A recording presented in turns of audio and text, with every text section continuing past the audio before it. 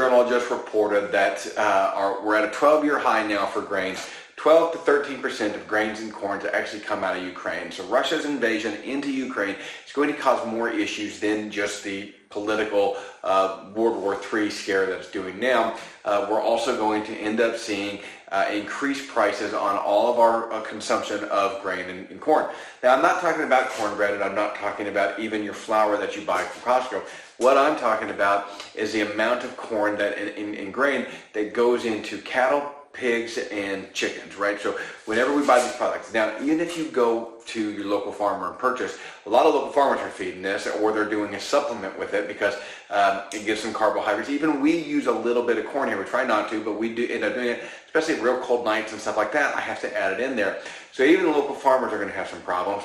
But the bigger issue is you still, as a general rule, we're still all buying some things that are not grown by our local processor, right? Campbell's chicken soup, beef stew, any type of Christmas ham, Thanksgiving ham, stuff like that, your turkey, all of that is going to be corn-fed if you're buying it from the traditional method. So that's where the issue comes in. The prices on those are going to come up. We can deal without our wheats and our corn, or we can make do, we can find ways around it. It's not the end of the world. Where we run into the problem is our proteins. When our proteins are very hard to supplement. And I know vegans do it every day, but they use a lot of synthetics, they use lots of soy. It's just very, very difficult for the majority of us to get the protein required without meat products, right? We don't need to eat as much meat as Americans are used to eating, right? We're used to having meat at 3 meals a day. I had a customer that I was talking to the other day, and they bought a half a cow, half a pig, and half a cow off of us, and they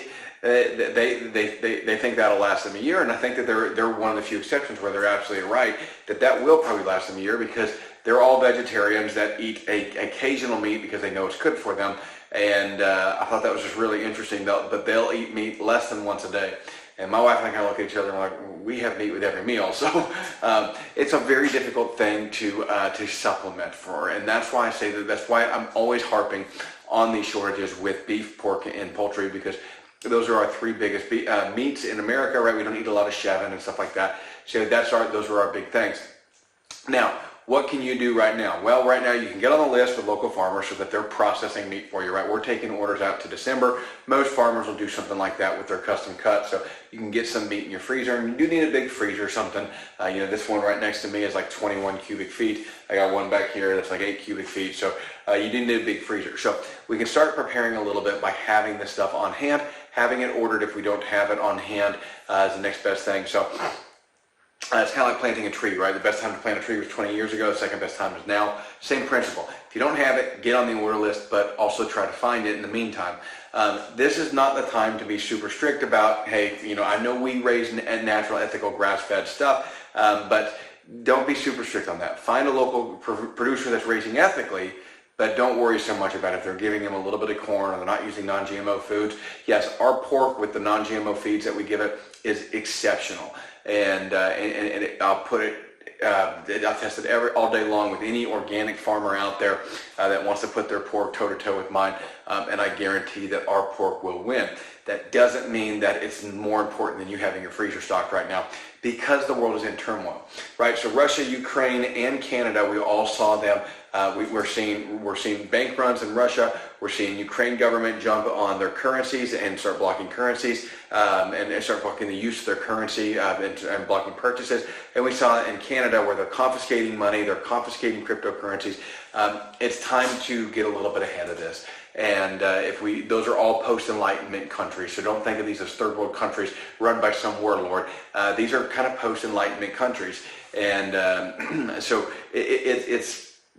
it's not too far out of the realm of what could potentially happen here. So we do want to be a little bit careful about that and prepare and plan for a time of turmoil. I'm not saying we're headed towards a civil war, that something's going to break off, but having a plan for some turmoil is never a bad thing. And what I mean by that is I'm not talking about stockpiling 35 years of food for 4 people and having 1 million bullets on hand and 250 guns.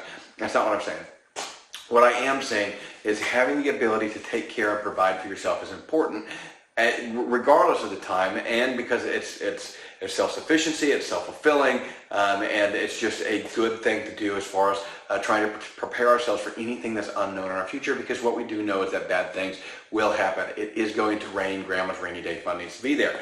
So if we have a little bit of food stockpiled up, and again, not talking about a crazy amount, but if we have a little bit of food stockpiled up, it helps us float those bad times where we can go then and find food, right? If you have to go out and hunt the next day, you're going to starve. Because you for one, if you've never hunted before, you don't know how many times you've missed or didn't just see anything or whatever. And hunting is not that efficient anyways. Trapping is far more efficient. But the point is, if that's what you're relying on, think back to the Great Depression. The deer populations were decimated because everybody thought that. Now our population is, what, 10 times, more than that, 20 times as much, as 100 times as much as it was back then. I don't remember. I read that once. I don't remember what the world population was back then. But anyways, many, many times more than what the world population was at that time. And you think that you're going to go out and be self-sufficient by hunting. It's not going to happen. This is why even old-time fashioned pilgrims were raising beef and pork. This is why cattle was actually brought to America in the first place. It's why we run Florida crackers. They were brought here specifically for pioneers to be able to use. So we got the Red Devons and the Florida crackers and the Piney Woods, all these heritage breed cattle that were brought here specifically for that purpose, and that's why we raise them. So that's I guess the important part is getting on the list right now with a local farmer and getting some food in your freezer. Next step, your crypto, your gold, and your cash, right? So I'm not a financial advisor. I don't give financial advice, but I'll tell you what I'm doing. I have some silver and gold, and we don't stockpile it at our house, mostly because we're out there on YouTube all the time, and so I don't want that here. But we do have possession of it, or ready possession of it, at an off-site location. So, it's one of those things that if you have parents that have a safe or a vault room, or you have a brother that you can store it at, or something like that. Even just if you have close friends, having that ability, but having possession of that. Not a certificate that says that you do. If you have a vault or you're renting vault space because you have a lot of gold and silver, then you want to make sure that you have some serialized bars, right? Not just random ones, serialized, and that you can go and inspect them at any time and without notice. So those are very important things for your gold and silver. Have the possession of it. If you're crypto, same sort of thing. Have your crypto, have the possession of it. If you don't have a ledger and you're keeping it on Coinbase or Coinbase or whatever exchange, it's time to get it off. It's time to get a ledger, get control of your cryptocurrencies, and actually have them physically with you. Then you're immune from these sort of issues that we see in Canada, where the government says, "Hey, we're taking all your crypto," right? They're taking property. It's disgusting. So, and then having cash on hand, right? We're seeing bank runs in Russia. If somebody comes and and we're having bank runs, I can't even accept checks as a business owner because I don't know if I'm able to get my money out. And so I want to be able to have cash. And so if somebody can come and pay me cash, that's a much better option for me, especially for the farm where I've got to have that constant cash flow. Now for our other businesses, everything is done digitally. It's not such a big deal, but for our farm, it's a huge, huge problem. So definitely something that I want to encourage you to keep some gold, some silver, some crypto, and some cash readily available. Safety deposit boxes not being the first choice.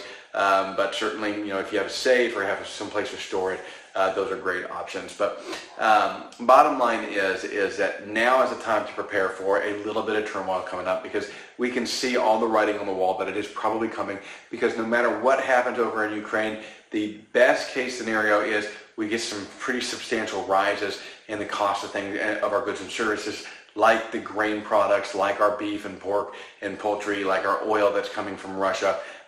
All those things are going to go up in price. And so it's time to plan ahead and actually get ahead of these problems before they become an issue for us. I want to thank you guys for watching. I really appreciate it.